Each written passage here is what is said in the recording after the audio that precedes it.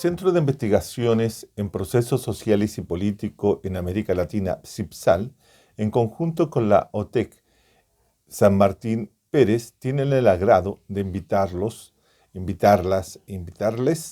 a todos, a todas y a todes a participar en su segundo seminario del transcurso de este año. En esta ocasión dedicaremos un seminario a revisar la historia política de Chile entre 1920 y el 2020. Hace 100 años atrás, la sociedad chilena atravesaba por una profunda crisis orgánica que había puesto al país en una confrontación y una polarización entre distintos proyectos políticos que se discutían al interior tanto de la sociedad como del régimen político. Esta confrontación que se abrió con la elección presidencial de 1920, pero que era fruto de todo un proceso que se había desarrollado desde finales del siglo XIX hasta la segunda década del siglo XX, estalló finalmente en una crisis abierta, conflictiva, en una crisis de numerosas escaramuzas que dieron lugar a una coyuntura constitucional a partir de 1924-1925 y que solo se vino a resolver recién en los años 30. Por eso la crisis orgánica de aquella oportunidad se cierra en 1932 y se inicia lo que en Chile se conoce como el momento democrático o el inicio del régimen democrático liberal representativo en Chile, al cual se le asignan una serie de cualidades, una serie de características y se le señala a su vez como el más estable y longevo para América Latina al momento del golpe de Estado de 1973. Esta democracia tiene distintas situaciones que vamos a revisar a lo largo de este seminario. Pero quiero llamar la atención, y esa es también la invitación, a reflexionar sobre estos 100 años, este siglo de transcurso histórico, porque estamos a partir de 2019, fundamentalmente a partir de la revuelta popular y ciudadana, la insurgencia y rebeldía de octubre del 2019, en una coyuntura similar, en una coyuntura semejante. Estamos atravesando en Chile una crisis orgánica que tiene que ser resuelta para poder continuar un transcurso histórico, para constituir una nueva forma societal, etc. Pero tenemos que definir esta situación en que nos encontramos desde octubre al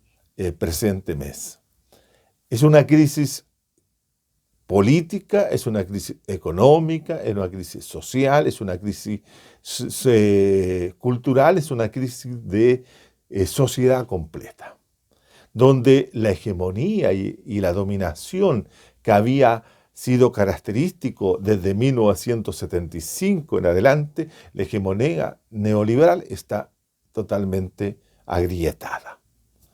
Y digo que está agrietada porque hay una serie de situaciones que ponen en cuestionamiento la continuidad del régimen neoliberal que se estableció en Chile a partir de 1975. De ahí entonces que podemos establecer cierta similitud entre las dos crisis orgánicas que se presentaron en la sociedad chilena y que tuvieron resoluciones.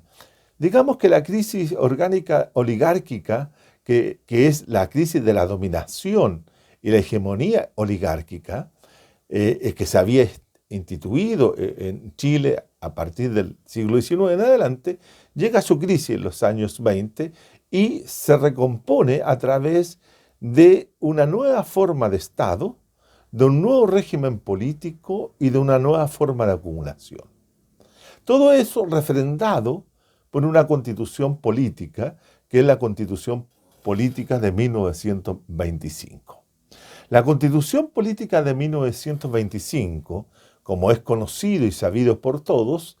no fue una constitución que fue elaborada por una asamblea constituyente, sino más bien por una comisión consultiva que fue elegida y designada a dedo por el presidente de la República en aquel momento, Arturo Alessandri Palma. Esa comisión, bajo presión de parte del presidente y de parte de las Fuerzas Armadas, lograron, establecer una constitución política en que ordenaban las relaciones entre el Estado y la sociedad, los ciudadanos y los poderes del Estado, los poderes entre sí, etc. Y esa constitución, hay que señalarlo, que si bien es cierto fue aprobada por un plebiscito, la alta abstención de participación, que tampoco era una alta participación de toda la sociedad, porque los que tenían derecho a voto eran una minoría, también se abstuvieron de participar y fue aprobada por muy bajo porcentaje de participación ciudadana, y ganó la opción, que establecía un nuevo presidencialismo semejante, muy parecido a lo que había sido el presidencialismo que había establecido la Constitución Política que estaba siendo reemplazada, que era la Constitución de 1833. La Constitución Política de 1925 tiene una característica: fue resistida por la mayoría de los actores sociales y políticos, especialmente los partidos políticos, los cuales posteriormente,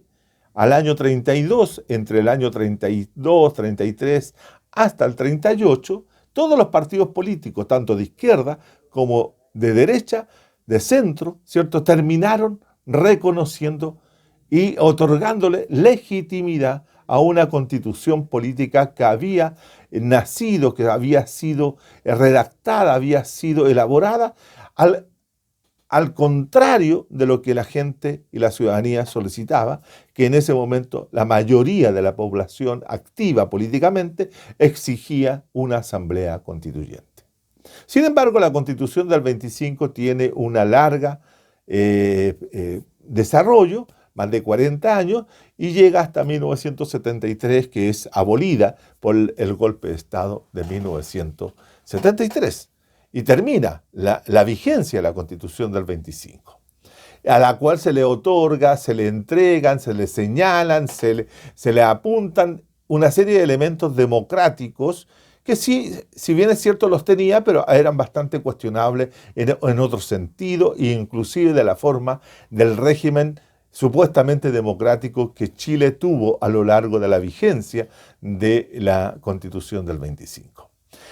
Pero no solamente la Constitución del 25 tiene este origen en un poder constituido, que es el gobierno, sino también tiene otro elemento que es muy semejante con la situación que ocurre hoy día en Chile. Hoy día en Chile se discute también la posibilidad de hacer una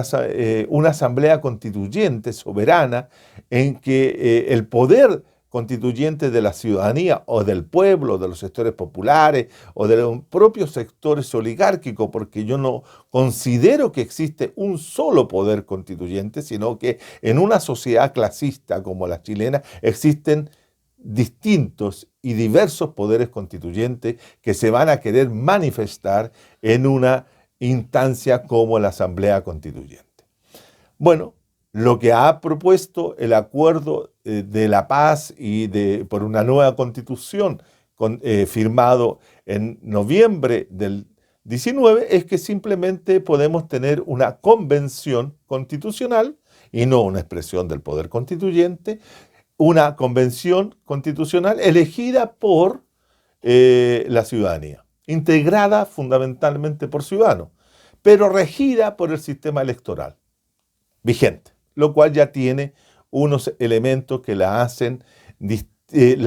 dirigida, la hacen que los partidos políticos, los actores políticos van a tener mayor incidencia en la construcción, en la elección de las listas que podrán competir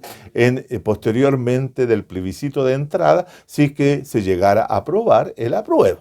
Podríamos tener varios pasos para llegar a eso. Pero en todo caso, uno de los elementos que está hoy día también puesto en tela de juicio es algo que también se discutió en el año 25, que es el tema del derecho de propiedad. En la Constitución Política de 1925, uno de los temas cruciales que debió enfrentar la comisión y las distintas discusiones constitucionales tuvo cuál era el carácter que debía tener la propiedad en Chile. Para algunos, la propiedad tenía que tener una función social. Para otros, la propiedad seguía siendo lo que había establecido la Constitución del 33, es decir, un derecho de propiedad en la cual era intocable, era inviolable y que tenía que tener todos los resguardos constitucionales necesarios porque era la base, la propiedad privada, la base de la sociedad chilena. De manera que en esas discusiones muy interesantes se descartó la posibilidad de que la propiedad en 1925, que es el momento de discusión de la Constitución, pudiera tener el carácter de función social, que era uno de los elementos más importantes que se había instalado en los capitalismos centrales, especialmente Europa y en específico en Francia, donde está el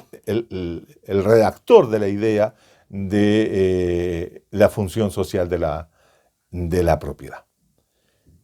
Por lo tanto, hoy día también estamos discutiendo el tema de la propiedad privada,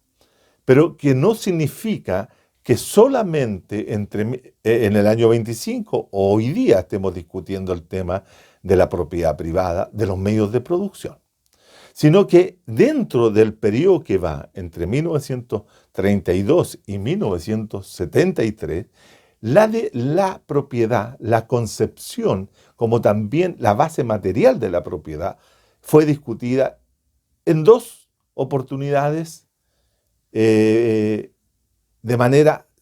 necesaria para poder impulsar los procesos de modernización capitalista del propio sistema social chileno. Una primera instancia que es muy interesante citarla y tenerla presente fue el decreto con fuerza de ley dictado durante la República Socialista de Chile, esa experiencia política que se vive en 1932, en junio de 1932, en la cual, ¿cierto?, la Junta, que estaba constituida por Marmaduke Grove, ¿cierto?, Mate,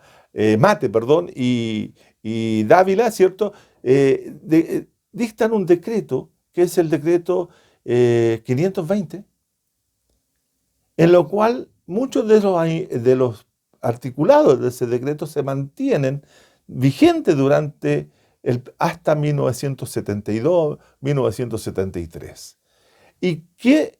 particularidad tenía ese decreto? Que permitía, en caso de entorpecimiento, en el caso de tratar de evitar que se produjeran producciones para la sociedad, etcétera, el Estado podía intervenir una empresa,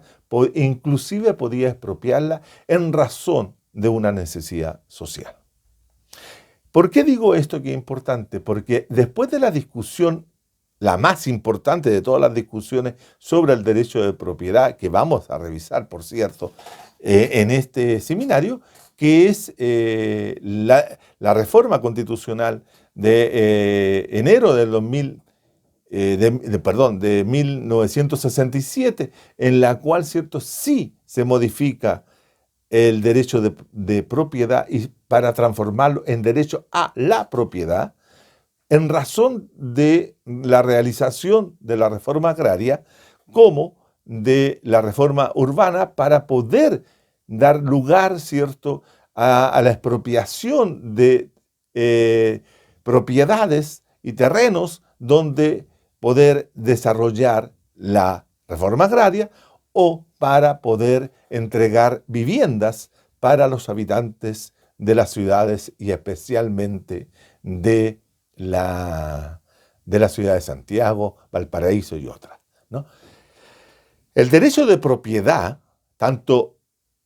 público como privado, había estado siendo afectado por el movimiento propio de los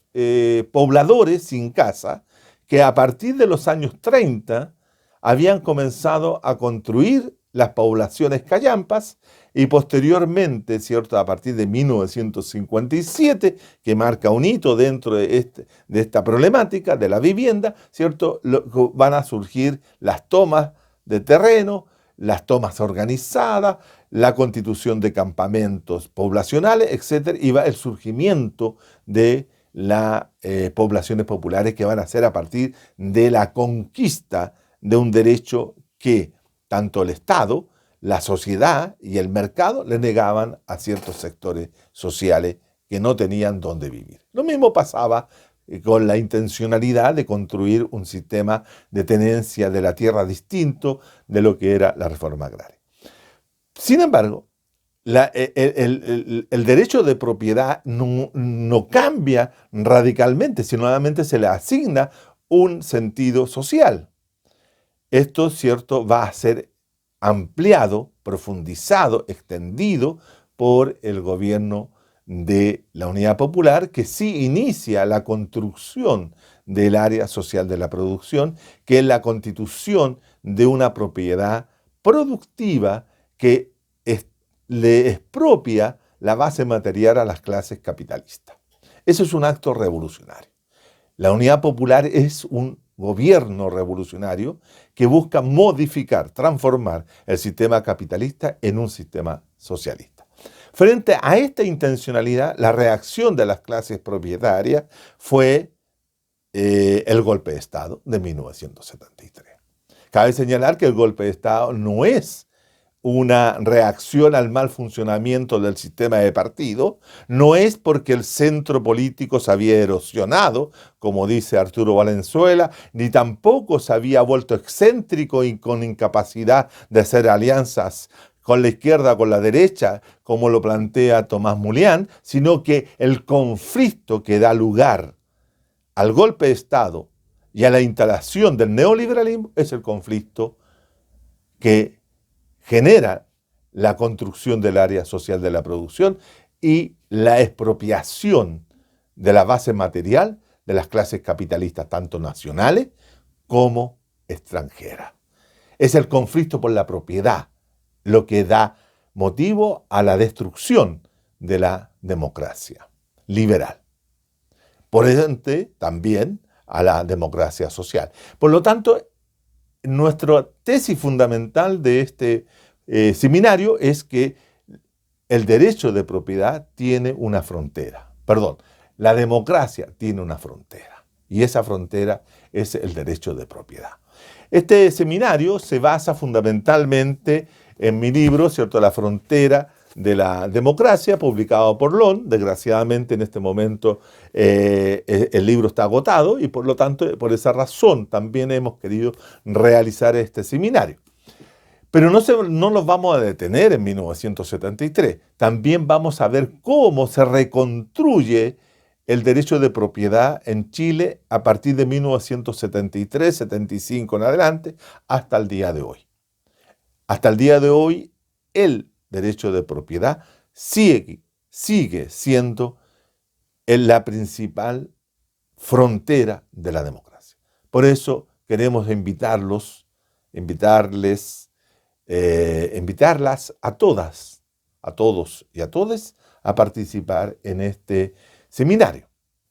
Cabe señalar que este seminario, igualmente que los otros que hemos realizado en conjunto con la OTEC, ¿cierto?, San Martín Pérez y el CIPSAL, tiene una finalidad de tener algún recurso para que nosotros podamos seguir manteniendo esta iniciativa. Por esa razón, lo invitamos a participar y a contribuir a partir de esta semana a inscribirse y a matricularse en el curso. Gracias por su atención.